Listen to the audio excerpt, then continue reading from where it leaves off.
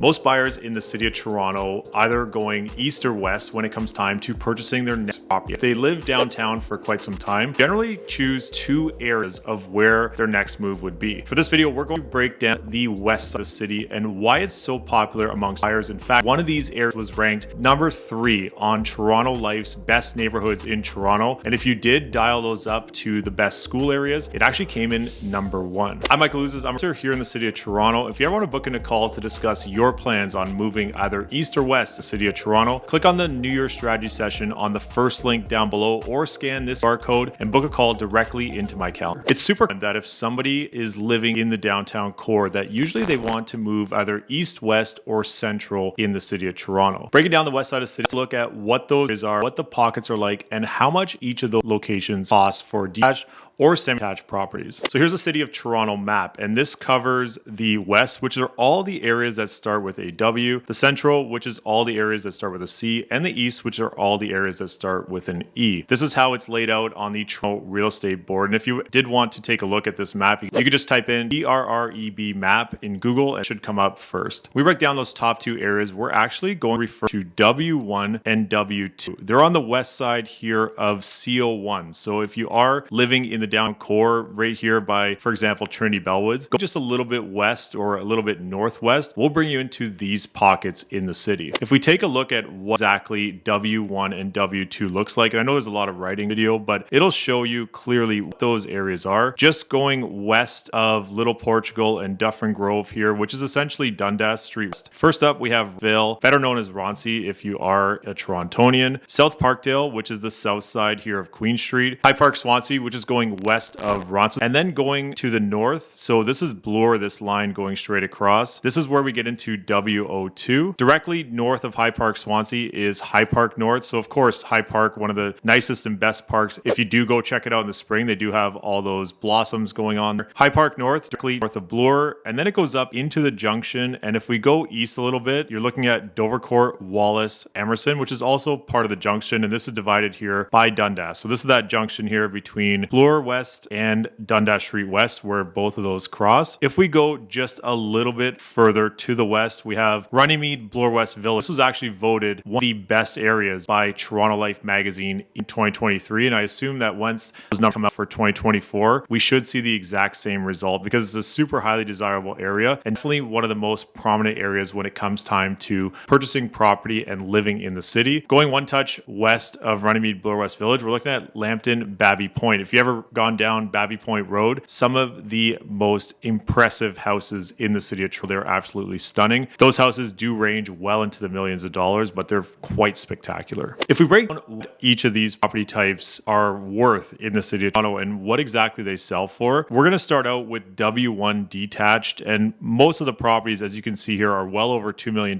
for a detached property in W1. It was one of the most desirable pockets in the city, and some absolutely spectacular Victorian homes in this area. Those properties are super highly desirable and they look fantastic. If we're looking at the bulk of the properties, they are selling basically above 1.5 to over that 2 million. We do start to see some properties here in the 125 to 1.5, but as we get at that price point and a little bit below, those need a ton of work. And I could tell you firsthand that they definitely, when we talk about renovations, most of these homes at those price points need considerable renos to get up to this $2 million level. They are big homes, and if someone's willing to put in that work, there could be some pretty good upside potential there when it comes time to reselling or even just living in a great area. Take a look at that W01 Detached, and we have been talking about months of inventory on this channel for quite some time. This pocket generally is always in a seller's market. I did put the numbers for December in this chart, and even though December was kind of one of those months, especially in 2024, that was very quiet, especially when it came to detached and semi-detached properties. Even in the month of December, there were 9 active listings, 3 sold, 3 months of inventory essentially. But if we look at October, November, they're a little more in tune with where the market should be. Really, this area hovers around 1.5 months of inventory for detached properties. What that means for you if you're a buyer is that if you're looking to purchase a detached property in W1, you are most likely going to be in competition for the best properties regardless of the price. If we take a look at even just October, which was that fall market, 23 active listings, 15 of them sold. They all sold within about 3 weeks, and still in that 1.5 months of inventory. Similar story for semi-detached properties. The only difference is that the pricing is a little bit lower, and obviously the house is not quite as big as the detached, although we do still see some pretty sizable semi-detached properties in areas like Roncesvalles, and it does make a difference if you're east or west of Roncesvalles when it comes to the pricing. If we're looking at the most active market in this area, you're looking between 1.5 and 1.75 million. There are semis in that area that do eclipse the $2 million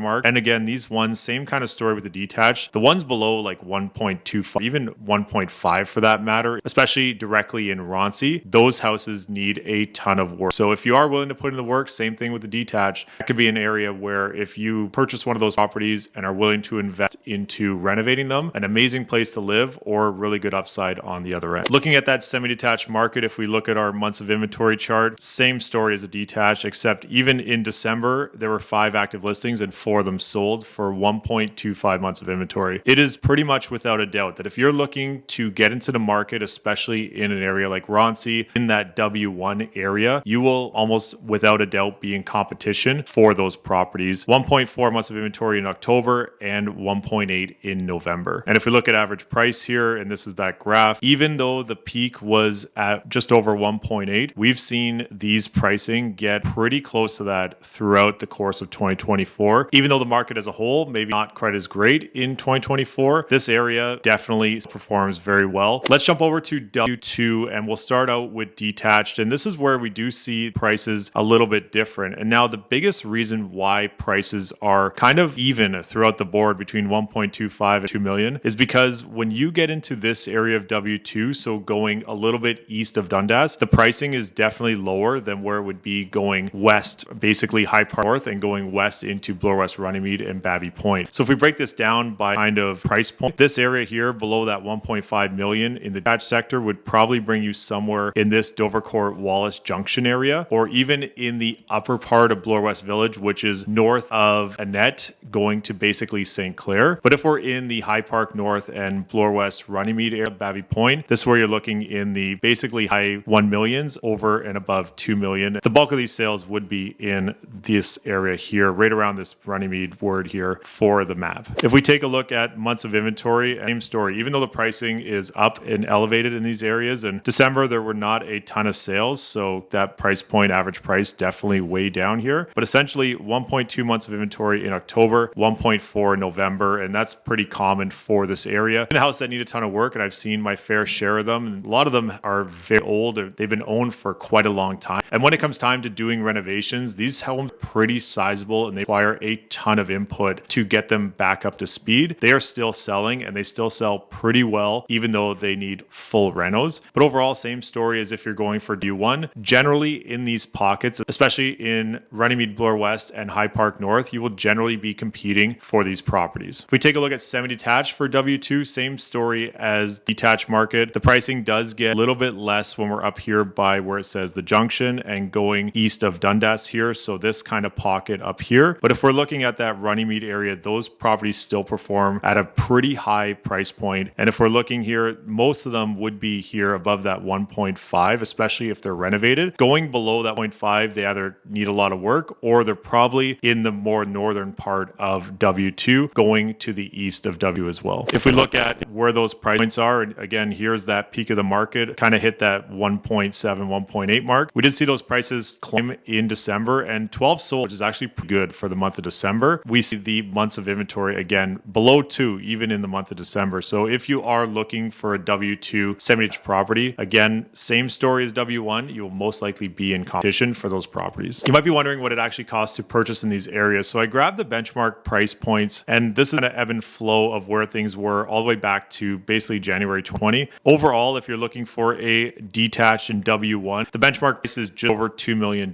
And if you're looking for a single family detached in W2, you're looking around 1.7. And again, keep in mind those pockets as we discussed how some of the area of W2 could down that benchmark price a little bit. If you're looking for semi-detached in W1, generally around 1.5 is kind of that price point. But keep in mind, it does make a difference of where exactly it's located in W1. And this green line here is the semi-detached properties in W2 around that 135 price point. A bit of an interesting chart here, but it's the best way I could show how each pocket within those micro markets are so different. So if you're looking at Dovercourt Wallace Junction area. A detached property is around 1,475. But if you are looking at that High Park Swansea, you're looking around that 2 million mark. Same thing with High Park North and Lambton Babby Point at 1.88. Now, the other thing to keep in mind is these are the December benchmark prices, and there weren't that many properties on the market that transacted. So if I come back to this chart in a few months' time, we most likely will see a bit of a change for these benchmark pricing. But this is just an example of where things are at for the month of December. After that point, we have Roncesvalles, and then we have the Junction, and finishing off with Runnymede, Bloor West Village. If we go to this next slide, High Park North leads the way for the semi-detached properties. High Park Swansea is next, followed by Roncesvalles, Runnymede, Bloor West, and Dovercourt Wallace. Last on this list here is Junction from a price point standpoint. Those are some of the most desirable areas on the west side of the city when it comes to people looking to make that move to either a semi or detached property here in the city of Toronto. If you ever wanted to just what that could look like for you and create a plan for this year, again, click that link down below and drop a comment below if you do live one of those areas and had any feedback for our viewers. I'm Michael Ouzas. Thanks for watching.